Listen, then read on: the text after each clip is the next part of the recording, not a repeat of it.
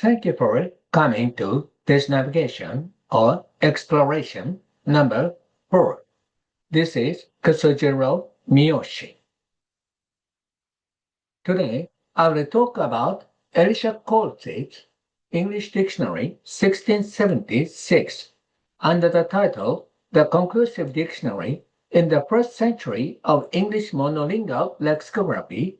Elisha Coles' English Dictionary 1676, which is based on my presentation at the international conference at UC.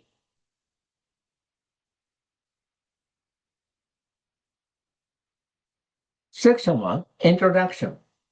This presentation is based, though not exclusively, on my paper entitled The Making of Elisha Coles' Linked Entries, which is included in the journal Lexicographical, Volume 28.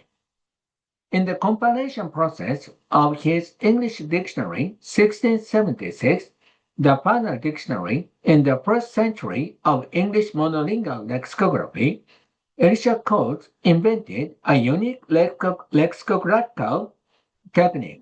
The Witt, Starnes and Noyes, authorities on English lexicography, counted it as one of Coles' real contributions to English lexicography and summarized it as quoted at reference number 1 on the slide. 5 decades later, Noel Osselton, another authority on English lexicography, sharpened up Starnes and Noyes' terminology, changing groups of related words to entries with cross-lemma definitions and linked entries as shown at reference number 2. He then gave the example from Coles' dictionary indicated at reference number 3. Osselton returned to the point in his contribution to the Oxford History of English Lexicography, describing such an arrangement of entries as plainly duty and observing as quoted at reference number 4. As suggested in Starnes and Noyes' remarks, as well as Osselton's, Coles can be regarded as having developed the prototype of the lexicographical technique for the Dictionary of English Derivative. This is a major and highly innovative feature of his work. For instance, there are 1,163 entries per word beginning with the letter L in his dictionary, and 220 of them belong to groups of related words or linked entries. There are 102 such groups in all. His predecessors had hardly ever attempted to link entries like this. However, as far as I can judge, little investigation has been made until today about the making of the technique. As I shall demonstrate, Coles developed his technique of linked entries in the course of his extensive use of 4 monolingual English dictionaries before his, which were mentioned at reference number 5, that is, John Booker's An English Expositor, 1616, Henry Cochrane's English Dictionary, 1623, Thomas Blount's Glossographer, 1656, and Edward Phillips's New World of English Words, 1658. My purpose in this presentation is to examine the way in which Coles referred to the dictionaries before his in developing his linked entries. He did this in at least 3 different ways. They are 1. Dividing one entry in one dictionary, 2. Integrating more than one entry in one dictionary, and 3. Integrating more than one entry in more than one dictionary. In this presentation, I will investigate these points in this order by way of sampling method, analyzing the groups of entries within the range of the L's in Coles' dictionary. In proceeding with the investigation, I will adopt the assumption that Coles utilized the English dictionaries before his in reverse chronological order, referring to the dictionary newest to him most frequently. So, when I present evidence from multiple dictionaries, I will arrange it in reverse chronological order as well.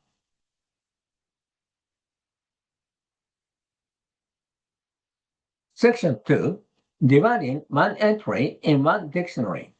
Out of the 102 groups of entries in the L's of Coles' dictionary, we can find 26 groups which he produced by dividing one entry in the previous dictionary into 2 or 3.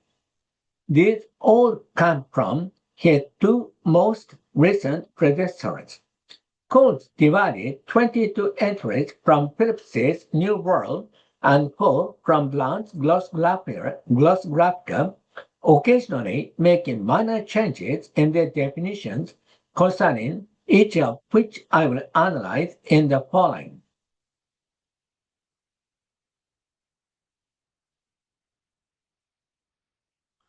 1. Division of Phillips's entries. I have cited 2 examples of Coles' division of entries from Phillips at reference number 6.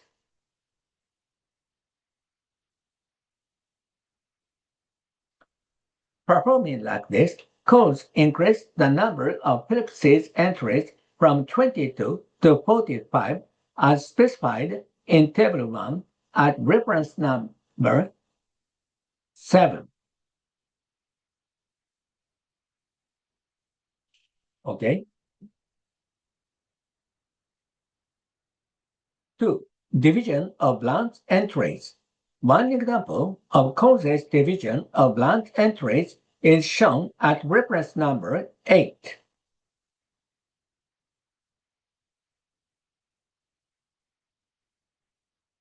This cannot be from Phillips, who did not treat the word Luciferium or its plural in his dictionary and explained Lucifer quite unlike Coles and Blount as quoted at reference number 9.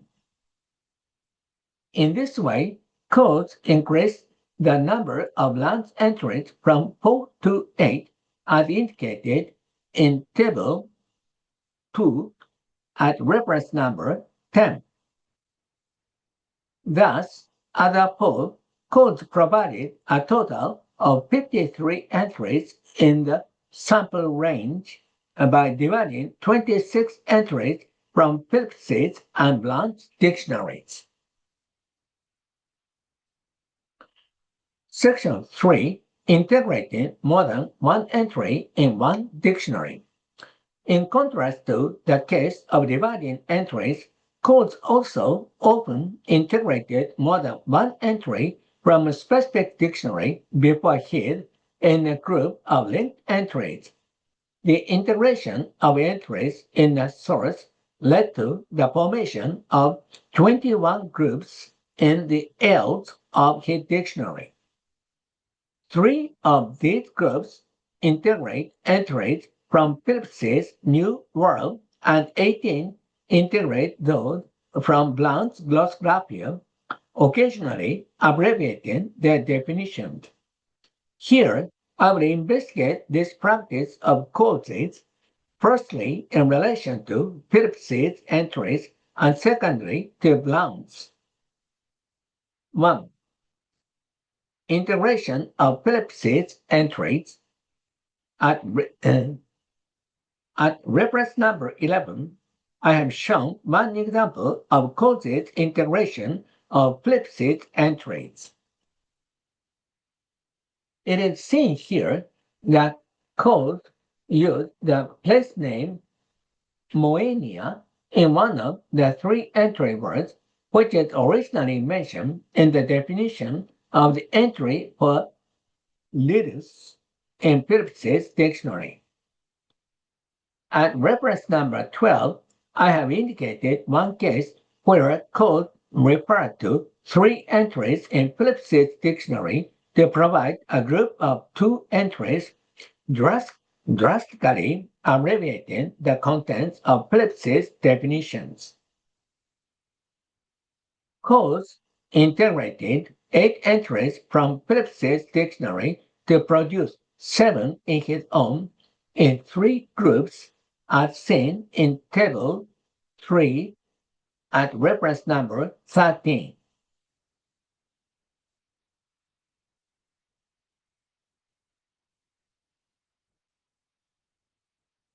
2. Integration of Blount's entries. When he integrated entries from Blount's dictionary, Coles generally simply tried to abbreviate or summarize the definition, not decreasing the number of the entries and hardly changing their entry word, though Coles occasionally altered the spelling of words in Blount's definition. One example is shown at reference number 14. Concerning this example, it is hardly imaginable that Coles's definitions are based on Phillips. Phillips only provided the entry on legation, not treating the word legate, and its definition, which is the sending of a message or embassage, is quite different from that in the corresponding entry in Coles's dictionary. Another such example is cited at reference number 15. Phillips has no entry for lentiginous or for lentil, so this is another case where a Coles is drawing on Blount rather than on Phillips. In this manner, Coles integrated at least 37 entries which are clearly from Blount's dictionary in 18 groups as shown in Table 4 at reference number 16. By integrating Phillips's and Blount's entries, Coles produced a total of 21 groups of entries which account for 20.6% on the 102 groups in the L's of his dictionary.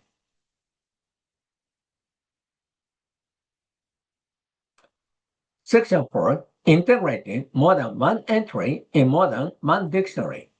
Up to now, I have investigated Coles's groups of entries in each of which he treated entries from one single dictionary, dividing or integrating them.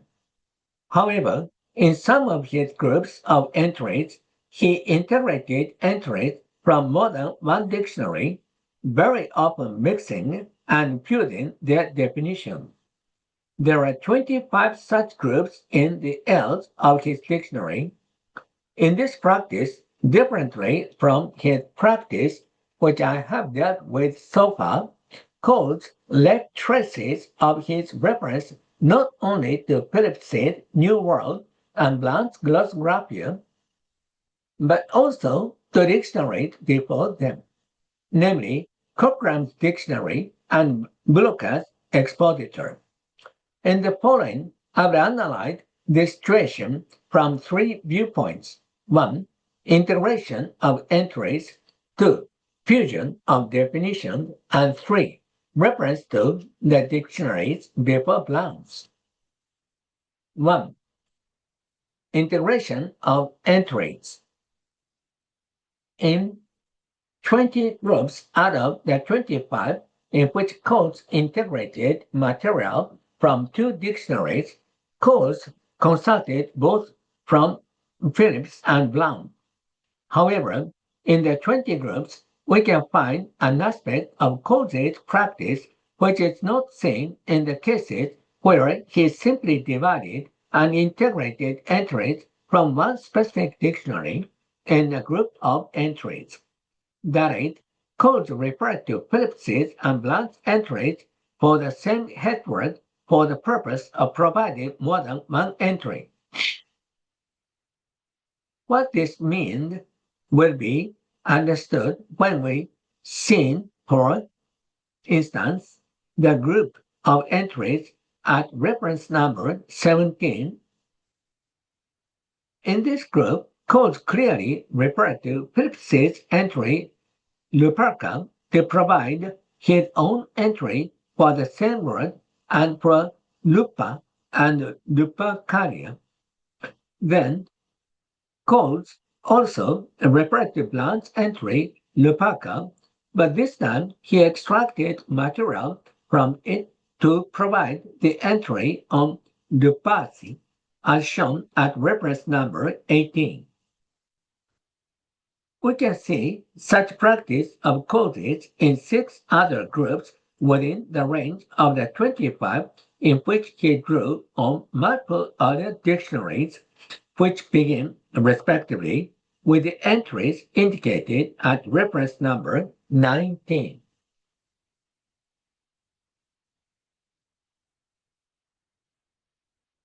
Two, fusion of definition. As long as Coles referred to more than one dictionary before his in providing a group of entries, it was probably natural for him to view the contents of entries in such dictionaries as seen in the group shown at reference number 20, which is composed with reference to Phillips's and Blount, where I have used 2 types of underlined for the sake of convenience. We can see that in Coles's entry on Latona, the definition in Phillips's entry on Latona and that in Blount's on Latonia are viewed, and that Coles provided the entry on Latonian light with reference to both of the 2 entries in his sources. We can also see this type of Coles's definitions in 9 other groups in the Eld of his dictionary, whose first entries are respectively as shown at reference number 21.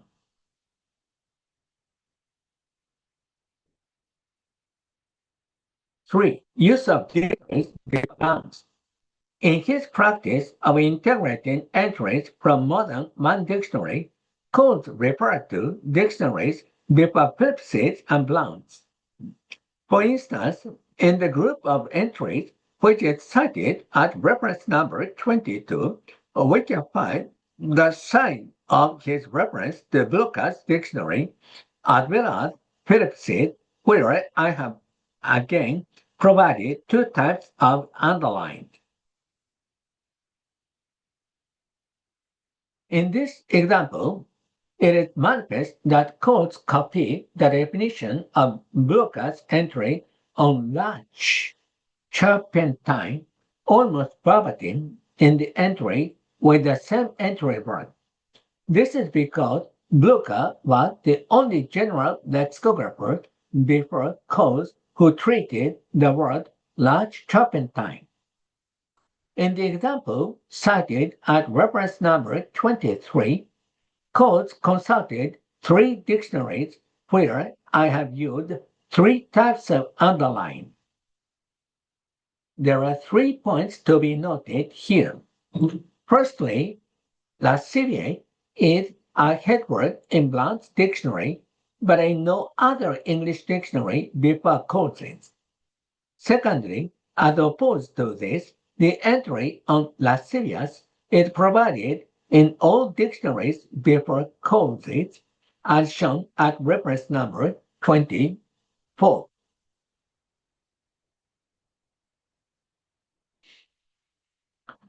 But in order for Coles to find a source for the exact word or the definition, wanton, dishonest, which he gives, it would have been necessary to go back at least to Cochrane's dictionary.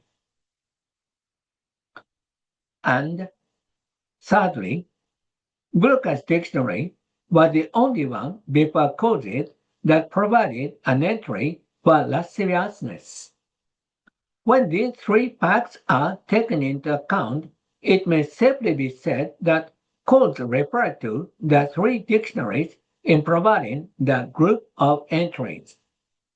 Here is one more example which indicates Coles' use. Coles' use of a dictionary before predecessors and blanks, which I indicate at reference number 25, where I have provided two types of underlines.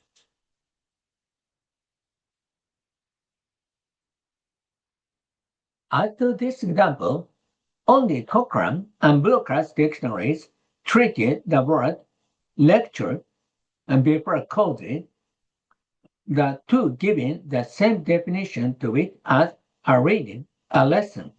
To provide an entry on lecture defining it as a reading or lesson, Coles must have gone back at least to Cochrane's dictionary.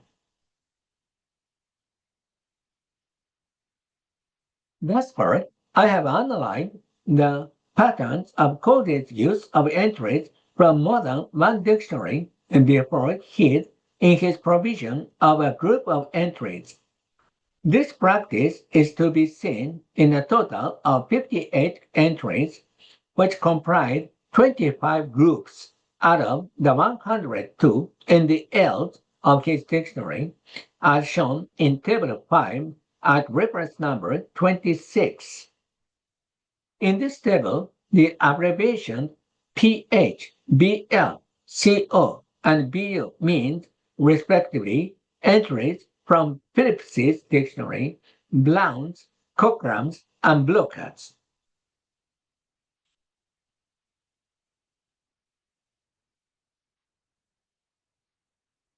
Okay?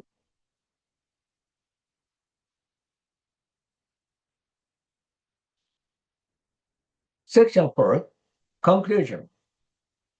In this paper, I have investigated three ways in which Coles utilized the English dictionaries before his to form what Osselton termed linked entries, which are so characteristic of his work. In addition to the three ways, there is also a case where Coles provided brand new entries combining material from other dictionaries. This case taken into account, Coles used audio dictionaries in 87 of the 102 linked groups of entries within the range of the L's in his dictionary, representing 85.3% of these groups. If it is right to assume that he utilized the dictionaries in reverse chronological order, Coles used 65 entries from Phillips's dictionary, 80 from Blount's, 5 from Cochrane's, and 3 from Blucher's. To make the same point in terms of numbers of entries rather than of groups, 173 entries out of the 220 which belong to linked groups, representing 78.6% of three entries drawn on earlier dictionaries. This showed how heavily Coles was dependent on the dictionaries before his in providing his groups of entries. At the same time, we should know that the reality that Coles made excessive use of dictionaries in the 17th century before him in providing linked entries means those dictionaries are rich in information on derivatives. This fact greatly contradicts the widely accepted opinion that the lexicographers of the English dictionary before Coles almost exclusively focused their attention to list hard words. In conjunction with this, I remember the inspiring suggestion which John Considine, an authority on historical lexicography, gave me a few years ago. It concerned the necessity of distinguishing true hard word lexicography, which exclusively treats an assimilated loanword, technical vocabulary, and archaism from derivative-rich lexicography. This suggestion of Constantine leads me now to the assumption that there may not have been a single English dictionary of true hard words in the 17th century. If monolingual English dictionaries before Coles are rich in derivative, as they actually are, Coles' dictionary would be regarded not as an exceptional type, but as the culmination of the tradition of the 17th century lexicography in England. This is my bibliography, and I thank you for joining me. If you find the topic this time interesting, it is expounded in detail in my paper at UC.